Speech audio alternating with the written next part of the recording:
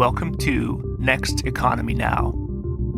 The goal of this podcast series is to highlight the leaders who are taking a regenerative, bioregional, equitable, democratic, racially just, and whole systems approach to creating the new economy.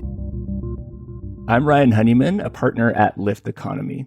My guest today is Resmaa Menakem, a leading voice in today's conversation on racialized trauma.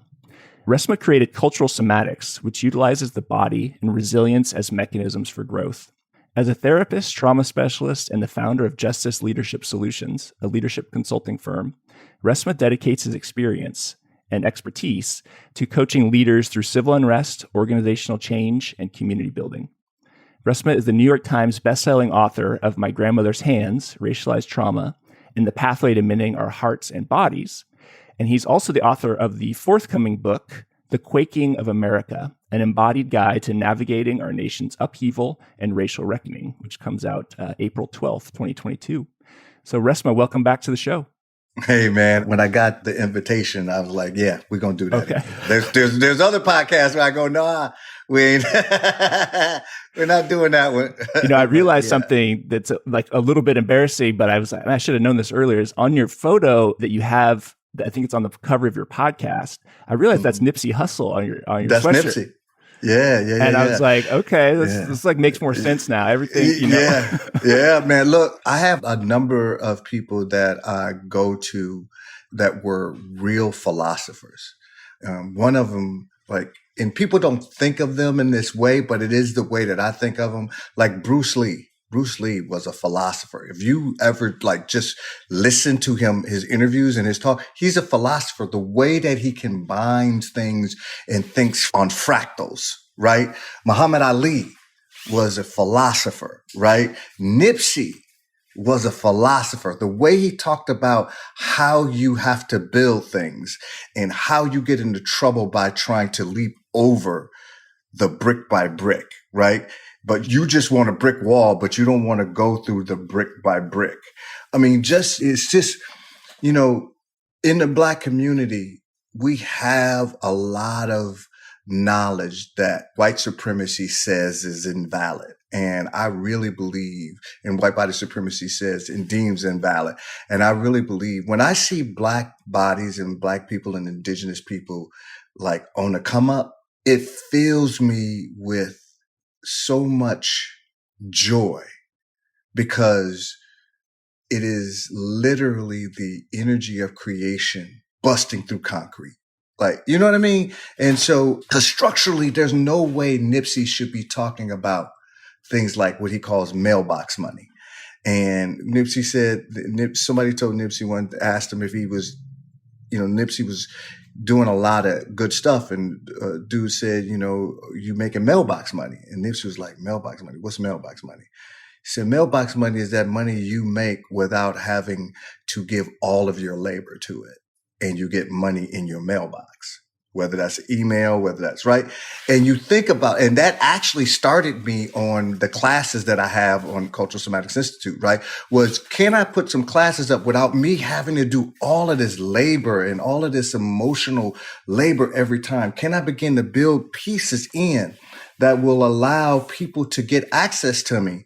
But my labor I don't have to be extracted upon in order for people to get what they need to get from me. And so I started thinking about, how do I begin to layer this? So what's the most expensive thing for me, both in terms of labor, in terms of output? What's the most expensive? And it's live in person, right? That's the most expensive. So that's the most expensive thing, right? But they're all I have free courses. So if you want to interact with me, you can do free stuff. Then there's levels to it. And so Nipsey, that's why I wrote, I got a bunch of Nipsey stuff, and that's why I wear stuff, because he was a philosopher, man. He's an ancestor now, but some of the things that he said and put in the way that he built something, there's no way he should have been able to build what he built. And he had a knowledge that could transcend what people thought was his station. He used it as fuel, as opposed to it burning him up. He used it as fuel. And so, yeah, that's why I like him. Yeah. He was the first one who I really realized he kept talking about have the rights to all my tracks. And I was like, no one has rights to their tracks? Like Nipsey knew. Yeah. I mean, it's stuff like that, man, that's when you know you're dealing with somebody that is transcending the moment. They're transcending the moment. Like his tracks at the beginning, nobody was listening to him, right? But he owned them, right? And he kept hustling and he kept moving and he kept doing. And then when stuff pops, now people look back and go, oh, what about those? Yeah, I got that. I own that. That's mine, right? You can put it on your commercial if you want to, but you don't pay RCA, you pay me. Right? There's a lot of people who have hustled. Like I come from a long line of hustlers and just, grinders. And one of the things about like I've learned is that do what you love, even if it don't make you, the money that you think it should be making you, do what you love, because eventually the world will catch up. And once it do, if you're doing what you love and you own your own shit, it's you talking a different type of relationship now, right? It was literally what Prince, like when Prince had slave, but that was about his masters. He was like, I'm done sending these folks babies to college and I'm producing all this stuff. And why is the relationship between a record company? Why does ownership have to be, all they need to do is distribute? Why is the ownership piece? Why does they have to own my creation, right? And that was his whole thing. That's why he went back and recorded all of his old music, re-recorded it in the vault, right? That's why he did that, was because he said, okay, y'all own those masters. You own these masters. I own these masters. You see what I mean? Like the structure, man, will have you believe that there's only one way to do this thing. And it's either being adjacent to or kowtowing to white body supremacy, right? Like make white bodies comfortable and you can make it, right? Tell white bodies what they want to hear and you can make it. And what a lot of people are showing is that there ain't no one way to do this. And your avenues are your avenues. They're not the avenues of creation. Creation itself is what guides me, not the structures you don't put in place. So, yeah. Yeah, one of the things I was going to try and do on this podcast, I have some words and also some concepts, and just wanted to get your thoughts on how you're cultivating your relationship to those things. Mm-hmm. So one is this idea of joy. How is joy showing up in your life, and how are you cultivating your relationship to joy? So the concept of the white body deeming and has deemed itself the supreme standard by which all bodies' humanity shall be measured structurally and philosophically. That concept is a thwarting concept, right? And one of the ways that I'm cultivating more joy or access to it, not necessarily like you don't see me walking around like, whacked out, like, hey, right? But I have a little bit more room for it now. And that's been through cultivation. I have a little bit more room to actually pause and slow down and see when my kid is doing something that he like keeps knocking on my door. Said, Dad, can I need to show you this. And I'm catching myself now going, dude, get up, just go, like go. And sometimes I do, sometimes I don't, but I'm starting to catch myself. So that, to me, that's on the pathway to joy. I think I'm starting to laugh more and I'm starting to reclaim pieces of myself that I think, especially after I got back from Afghanistan, that really closed me off. And so there was parts of me that were goofy and weird and like just kind of, as my wife said, you got that old man energy. You got that old creepy ass man energy, right? So I'm starting to own that energy more. I'm trying to, just being, stupid. And so joy for me is that. Joy for me is also watching Black bodies resist this bullshit in both subtle ways. I watched a comedy show on Netflix last night, a comedian by the name of Earthquake. And some of the things that he said is really about resistance. And many times people just say, oh, it's a joke. It's a joke in that you laugh. It ain't a joke in what it's moored in, right? And so this idea of Black resistance, like it's relatively new, Brian, that I could be on this call talking to you and be somewhat sure that when I leave or go outside, that there's not a lynch party waiting for me. Talking the way that I talk. For most of our history, the white body has had full and unfettered access to my body. It is relatively new that I have some, and that's relative, right? Because Ahmaud Arbery didn't have that.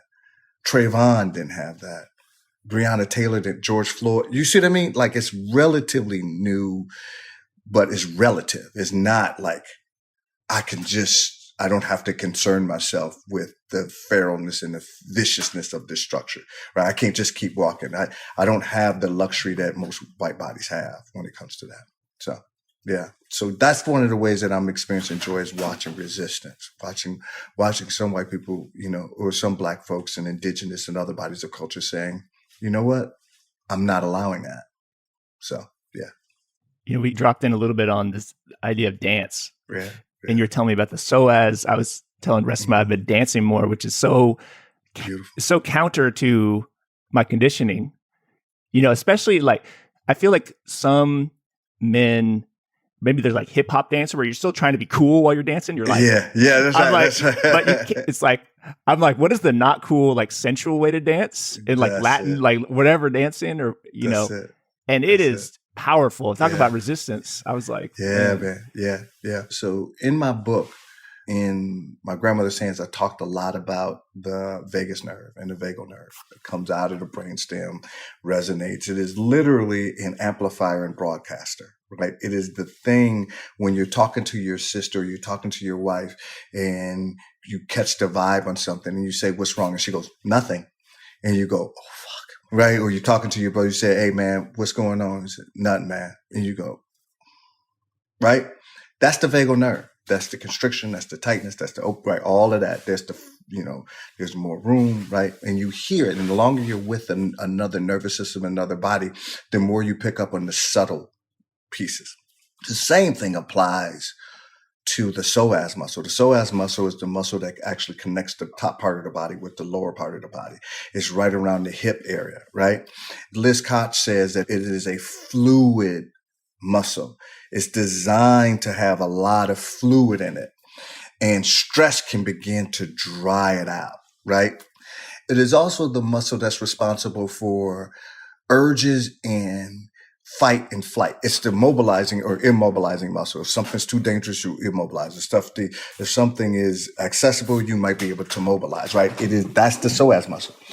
In a society that's predicated on the immature notion of the white body in the context of pigmentocracy, that the white body is the standard, there is things that have happened to bodies that I believe thwart and constrict natural kind of primordial movements, like of creation. Like one of the ways that creation moves is through a crawl, right? Or through pumping, right? And part of what I've been doing in some of my work is helping bodies, particularly Black bodies who've been impacted by 250 years of rape, legal rape, begin to sense into what happens in the hip, including the amount of spring-loaded charge that's in the hip. So moving your body, moving your hips brings into these kind of primal energies, right? Sometimes when I'm talking, I think people think I'm going to go into this mystic crystal, like that's not what I'm saying. I'm saying that we are a part of creation, not apart from creation. And some of what has happened in these structures have truncated the expression of that. And so beginning to play with your hips in terms of sensuality, beginning to play with it allows both that which has been thwarted to begin to show up, right? And that which could emerge begin to show up.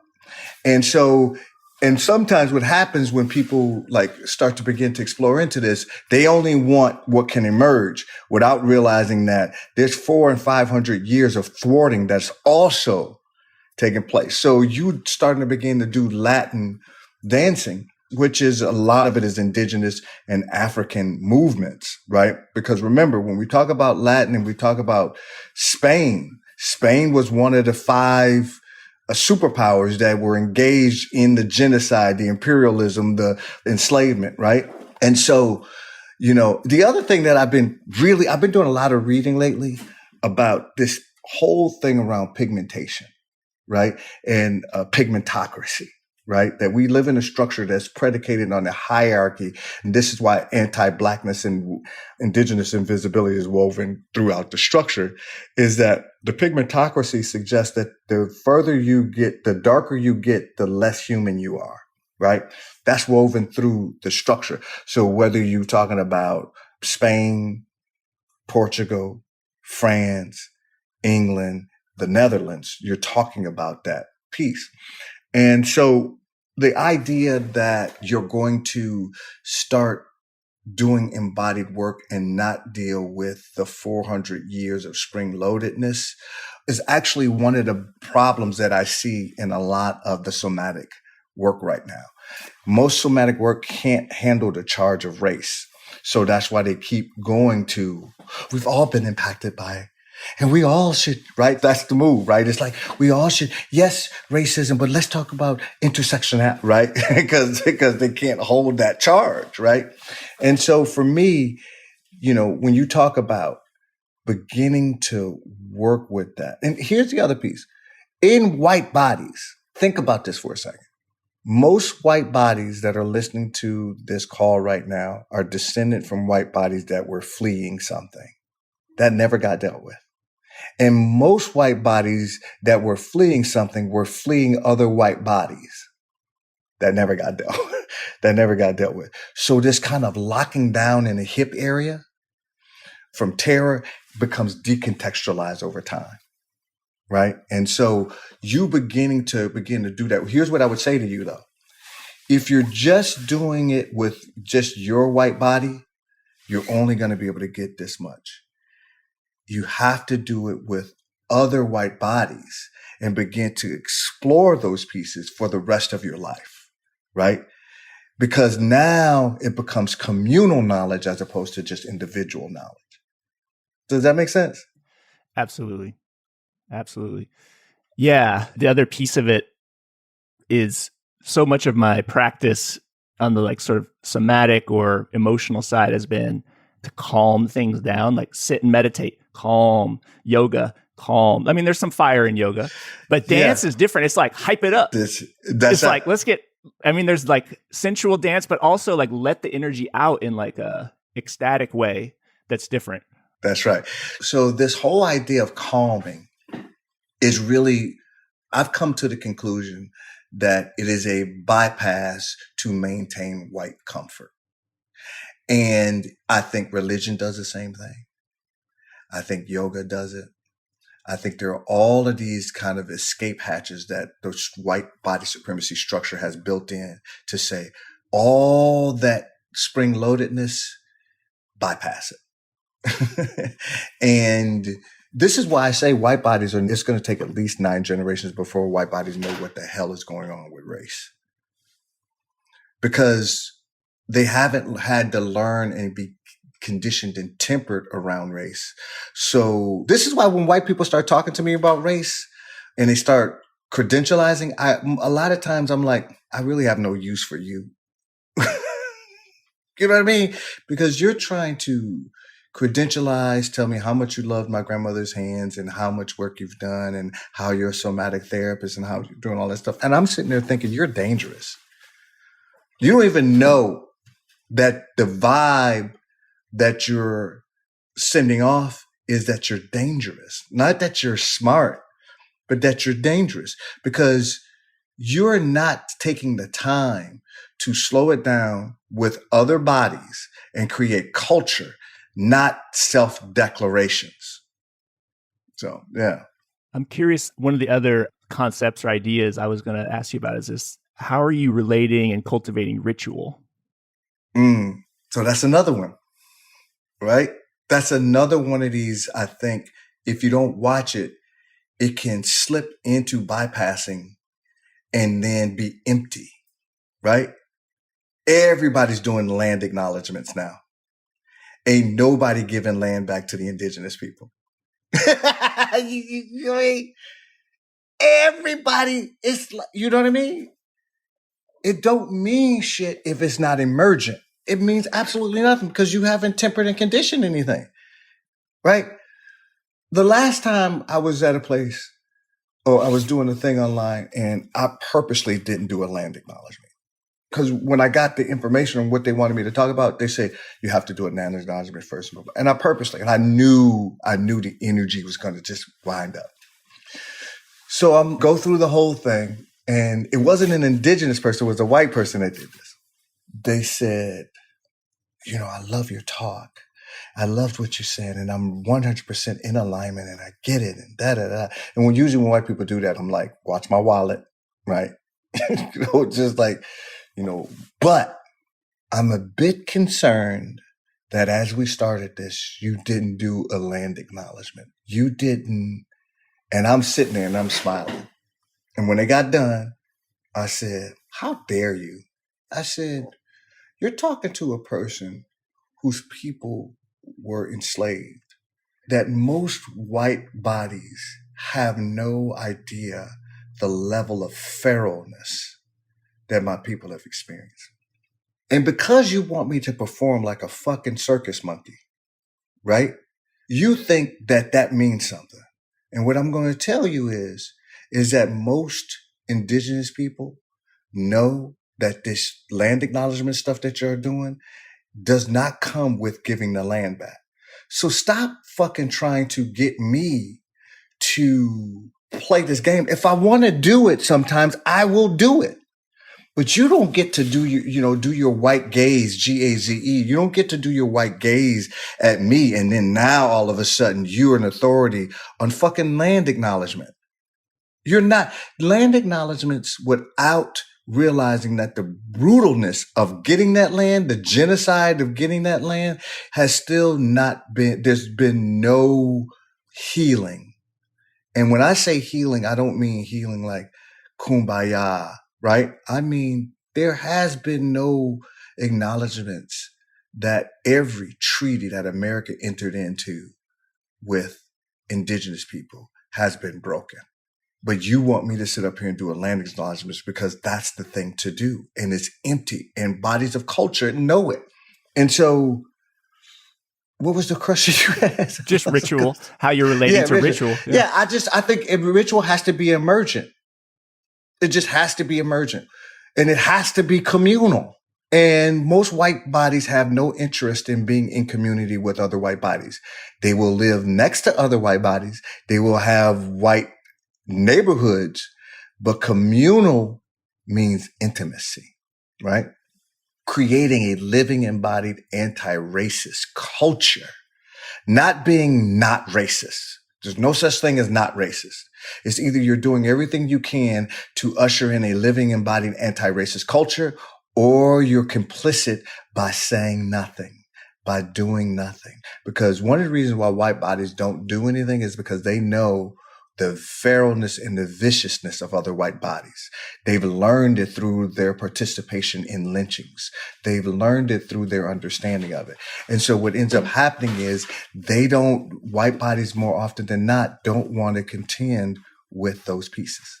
One of the things that's been up for me lately is, it definitely dovetails with white body supremacy and what's happening is the lack of relationship that I've had with ancestors and like my people have had with ancestors. And I'm curious how in your life you're cultivating your relationship to your own ancestors, or like how do ancestors show up in your life right now? Yeah. So, the first thing you said around how white bodies really, don't have an embodied sense of ancestralhood. And I think that's the problem. And I think, so in my book, one of the things that I talk about in the Quaking of America, one of the things that I've been talking about is that when you watch January 6th, right, What you're watching, yes, is something that happened on January 6th, but it happened on January 6th in 2021.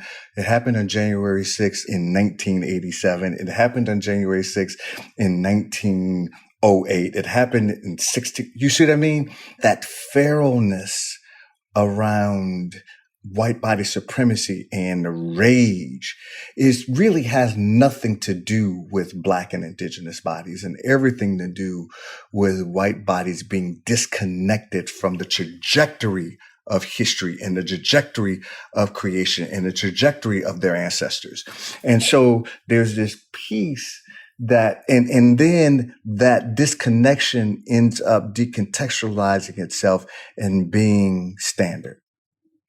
And so the closest that most white bodies can get to that is church or yoga, right? Or something.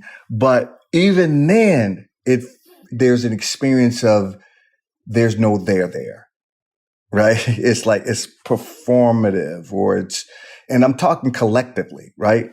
And some of it is because I don't believe that most white bodies have conditioned a communal container that can actually hold what it takes to look at this construction of whiteness. Like I said earlier, I've been doing some research I asked this question in my last workshop. I said, when did African people start to develop pale skin? Just think about that when I say that. When did African people begin to develop pale skin? When did Europeans begin to develop pale skin? Now, for somebody who's maybe read a little bit something, they'll know what I'm saying, right? That pale skin evolved from African people, from Black skin, right? And that occurrence of development really didn't happen and start until about 8,000 years ago. That's how close the idea of you as a white person is pale skin. That's how close that is. For most of our history, that hasn't been the case.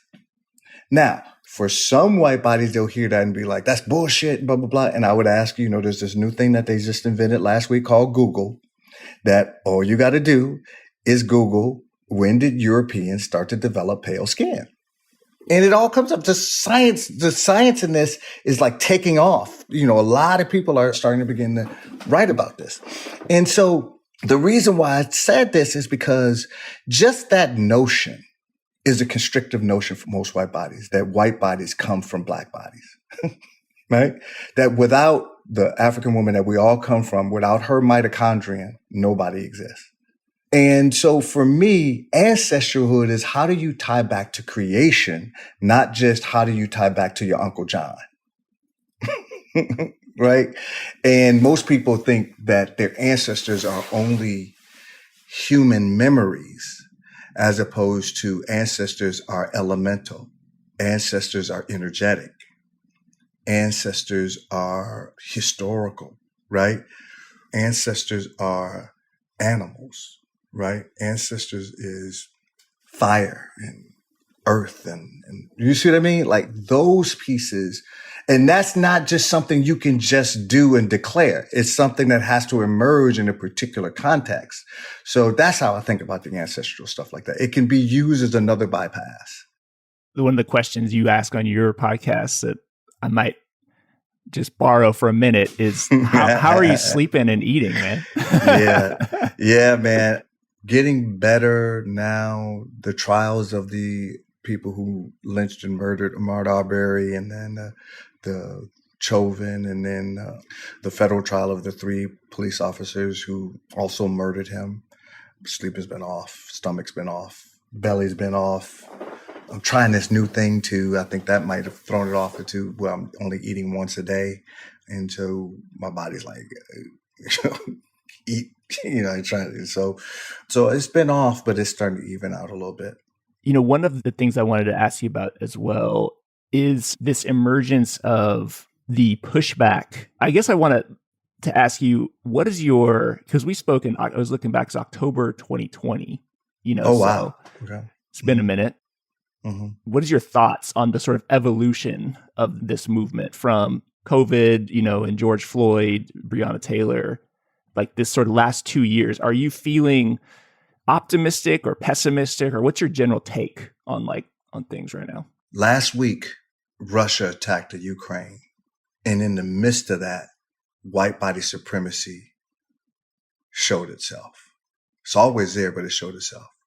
It showed itself in the feral, rancid way by some white bodies seeing other white bodies and saying, you can get on the train and you can get on the bus, but you Arab, you African, you brown-skinned people, I can tell you're not as fully human as me. Why? Because we live under a pigmentocracy. And pigmentocracy says that if you are darker, you are less human. And then you watch all of the newscasters saying stuff like, this isn't like, a third world country. These are good Christian people. And so you see what I mean? So I don't get fooled by these, okay, so the 3 police officers, got convicted of a federal thing. That's not structural change. That's not a reorganizing of things. That's accountability without justice, right?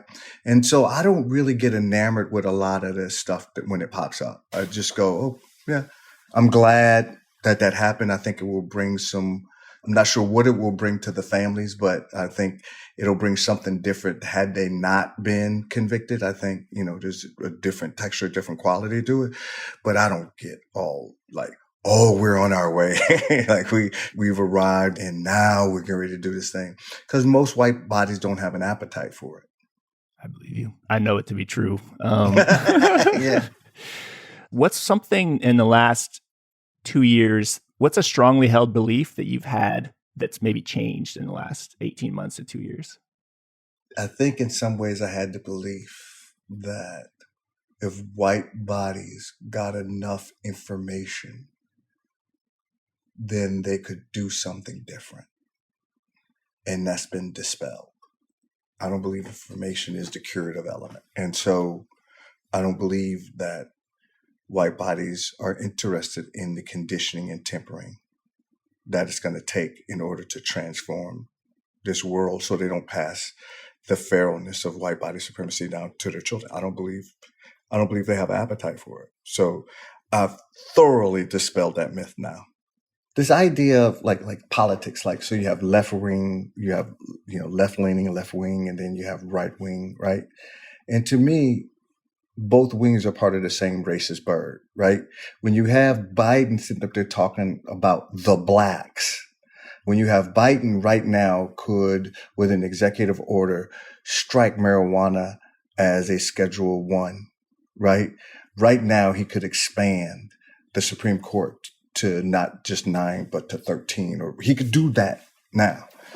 He could executive order a lot of these, like the voting things and all. I mean, there's a lot of things that he could do right now, and he doesn't. And it's because the Democratic Party they are complicit with the Republican Party in white body supremacy. And that's what moors them. They would never say that. But when you hear an old white man say the blacks,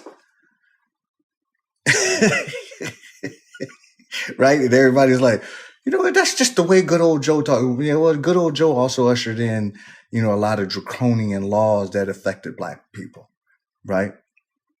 So that's why I don't get enamored with these pieces around, somebody got convicted and that means justice was served. Look how long it's taken these people. Think about this, man. Do you realize what would have happened if indigenous, black, and brown and people from Mexico or people from Colombia, do you realize what would have happened if 6,000 people that look like me would have attacked the Capitol? Do you realize the amount of bloodshed that would have happened? And the fact that didn't happen tells you everything you need to know about white body supremacy. That's why when I was almost halfway through writing Our Grandchildren's Souls, which was going to be the sequel to My Grandmother's Hands, right? And stopped when January 6th happened and was like, we got to address this. And so that's why The Quaking is the book that people are getting now. Let's talk about that book. So tell folks what's going on in that book. So The Quaking really is my way of saying, here's the setup and here's what you can do about it. We are way down the road for having a war. This is not, for me at least. Think about this, right? You watched, a lot of white people were surprised and watched in horror what happened for January 6th. Just like, oh my God, like they're kicking in windows and beating up people and shitting on the floors and like just foulness, right? And they were shocked, right?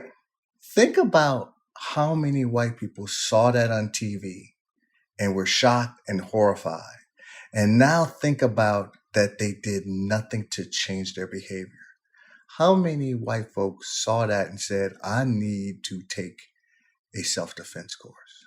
That these people have guns and weapons, and there's at least 10 million of them. At least 70 million that voted for little hands, Trump, right?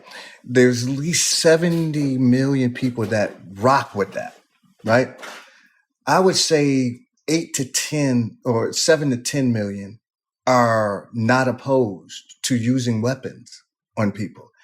And white people watching what happened and not realizing that those people will murder white people. Like their intent is that if you're on their side, you cool. If you're not, you're going to be murdered. They were looking to hang Mike Pence, right?